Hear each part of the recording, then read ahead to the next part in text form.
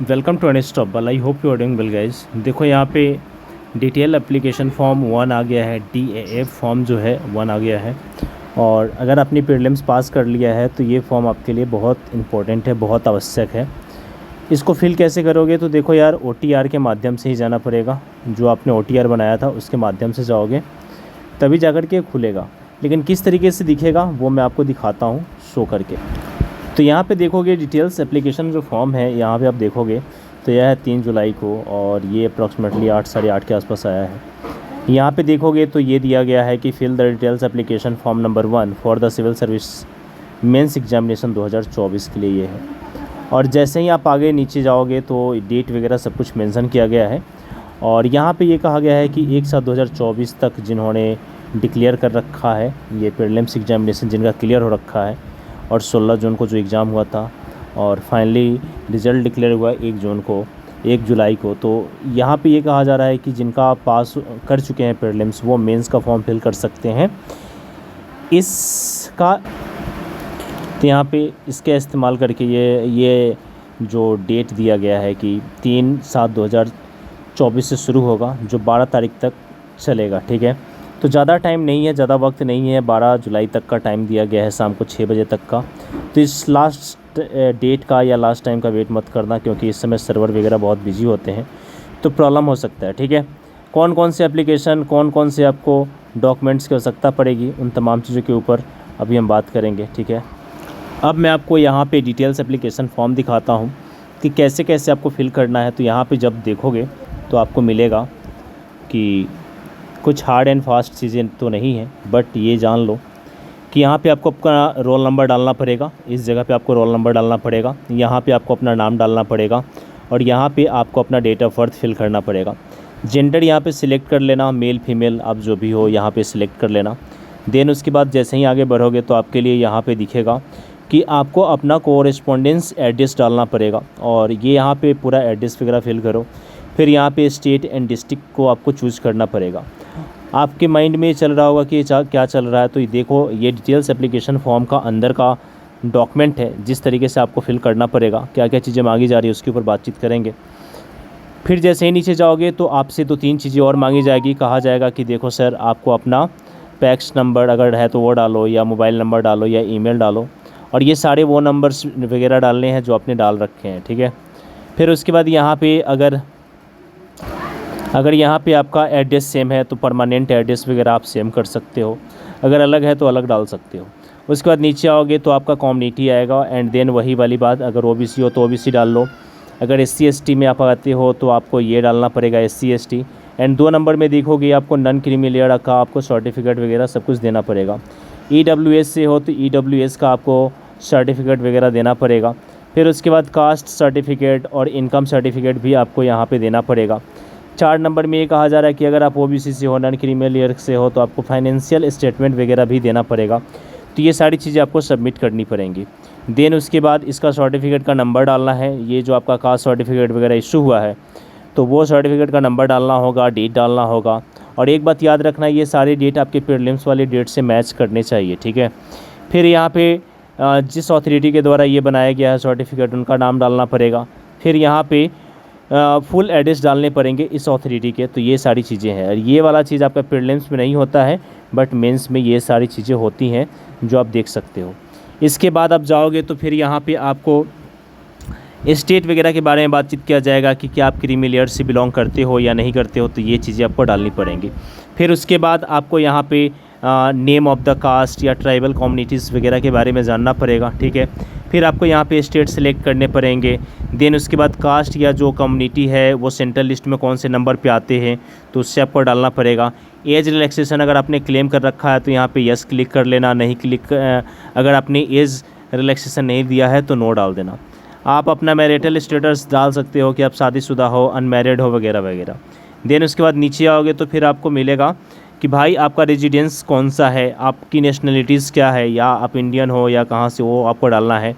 उसके बाद सिटीज़नशिप के लिए आपको यहाँ पे सिलेक्ट करने की बात कही जा रही है कि सिटीज़नशिप स्टेटस आपका कौन सा है। ठीक है, और फिर उसके बाद आपसे ये पूछा जाएगा क्या आप इंडिया में पैदा लिए हो या आउट ऑफ इंडिया से पैदा लिए हो।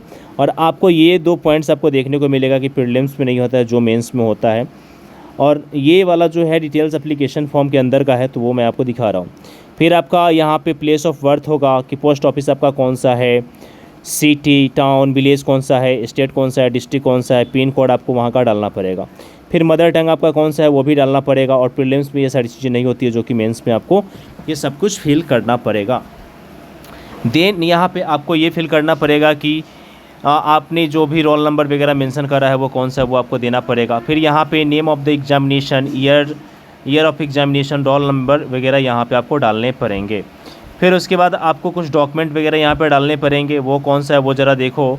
Weather such recommendation was the basis on the certificate of the disabilities. अगर डिसेबिलिटीज़ वगैरह है तो यहाँ पे आप सिलेक्ट कर सकते हो, नहीं हो तो नहीं कर सकते हो, ठीक है। मेडिकल बोर्ड के द्वारा आपको अपना सर्टिफिकेट बनवाना होगा, अगर डिसेबिलिटीज़ वगैरह है तो यहाँ पे एक क्लिक करना पड़ेगा।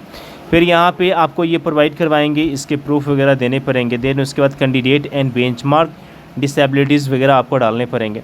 फिर उसके बाद आपको आइडेंटिटी प्रूफ डालना पड़ेगा, अगर आपने आधार सेलेक्ट कर रखा है तो आधार, पैन कार्ड तो पैन कार्ड और उसका नंबर वगैरह।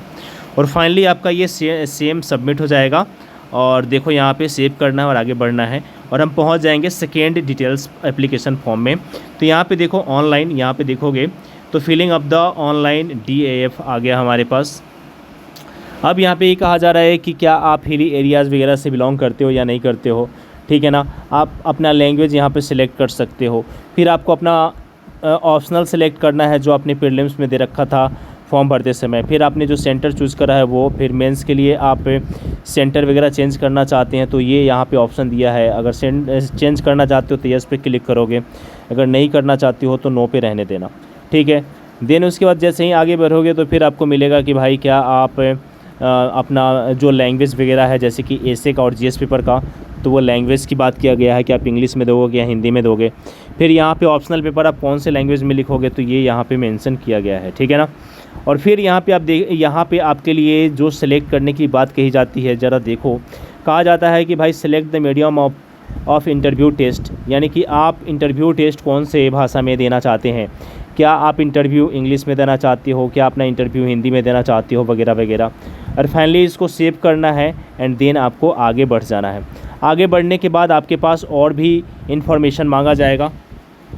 एक्चुअली में कितने चरण में आपके फॉर्म फिल होंगे DAF 1 का, तो यहाँ पे देखो पहले होम पे जाएगा, फिर पर्सनल इन्फॉर्मेशन डालने को आपको कहा जाएगा, फिर एग्जामिनेशन इन्फॉर्मेशन है, फिर एजुकेशनल इन्फॉर्मेशन है, फिर पेरेंटल इन्फॉर्मेशन है, फिर एम्प्लॉयमेंट इन्फॉर्मेशन है, फिर आपको डॉक्यूमेंट अपलोड करने पड़ेंगे, फिर मोड ऑफ़ द पेमेंट करना पड़ेगा, फिर फाइनल सबमिशन करने पड़ेंगे एंड देन आपका लॉग आउट होगा। तो इतने बड़े प्रावधान के साथ आपको गुजरना पड़ता है DAF 1 में, ठीक है।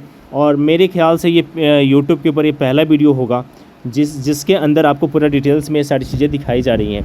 देखो दोस्तों, अगर वीडियो अच्छी लग रही है तो लाइक करो, रेट करो, रिव्यू करो और शेयर करना मत भूलना, ठीक है। अब हम नीचे आएंगे तो एजुकेशनल इन्फॉर्मेशन में देखेंगे कि क्या क्या इन्फॉर्मेशन में डालना होता है। तो यहाँ पे 10th का, 12th का, फिर आपका ग्रेजुएशन का डालना पड़ेगा, फिर आपका डिवीज़न डालना पड़ेगा, फिर आपका मार्क्स डालना पड़ेगा, स्कोर डालना पड़ेगा, ईयर्स डालने पड़ेंगे, सब्जेक्ट डालने पड़ेंगे, इंस्टीट्यूशन का नाम डालना पड़ेगा, फिर बोर्ड का नाम डालना पड़ेगा। फिर उसके बाद इसको सेव करो, आगे बढ़ोगे तो सेव करके आगे बढ़ोगे तो फिर यहाँ पे पेरेंटल इन्फॉर्मेशन आ जाएगा। तो यहाँ पे आपके फादर के नाम डालने पड़ेंगे, ठीक है ना।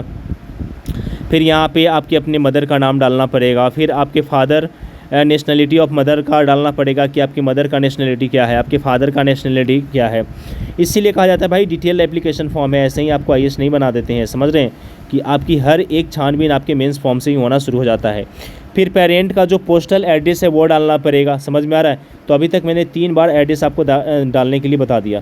फिर मदर का जो पोस्टल एड्रेस है वो आपको डालना पड़ेगा, और यही चीज़ें होती हैं भाई साहब। देखो, फिर फादर का ऑक्यूपेशन और मदर का ऑक्यूपेशन, यही वजह है कि इंटरव्यू वगैरह में ये सारे सवाल आपसे पूछे जाते हैं। देन उसके बाद मदर कौन सी सर्विसेज करती है, एप्लीकेबल वगैरह है या नहीं है, तो ये सारी चीज़ें हैं जो कि आपको डालने पड़ते हैं।